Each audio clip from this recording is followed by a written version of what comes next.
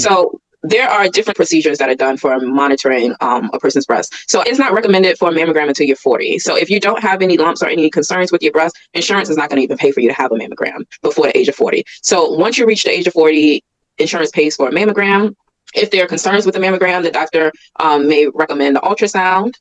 And the unfortunate part is women that have dense breast tissue may have cancerous tumors that isn't easily identified through a mammogram and an ultrasound. So they are trying to work on passing legislation that will also allow women with dense breast tissue to also have a breast MRI, because that will allow any type of cancerous tumors to be visible. So again, it goes back to advocating for yourself, making sure your concerns are being addressed by the doctors. And if your doctor is not taking your concerns seriously, I always recommend going to see another doctor. So we have a cousin, I'm not going to mention her name because of confidentiality. I work in a job where HIPAA is important, even though this is not a client. But a family member that's also on our dad's side of the family, which means, okay, we already identified this gene is prevalent on our dad's side of the family. So my cousin, her dad and my dad are brothers, and she's had issues with lumps in her breast.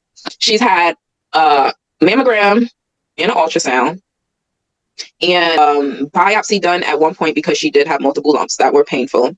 The biopsy came back negative, and then there was no follow-up. Years, nothing, no recommendation. And I'm just like, that's crazy to me, because even though with the biopsy it may show that it's negative, that shouldn't mean you no longer have to get monitored.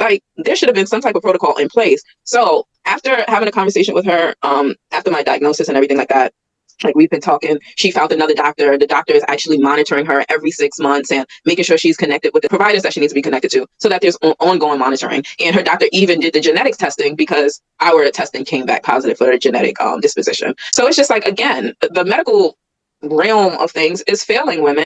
I don't think they do what they need to do to make sure that there's ongoing monitoring. And whether or not you had every test in the book done and it came back negative, there should still be follow-up. And there was none for a few years, which is crazy to me.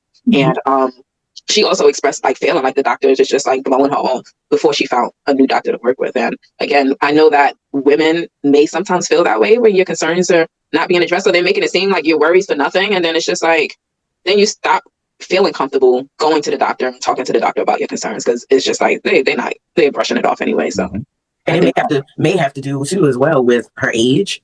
Yep. Because she just recently turned 40.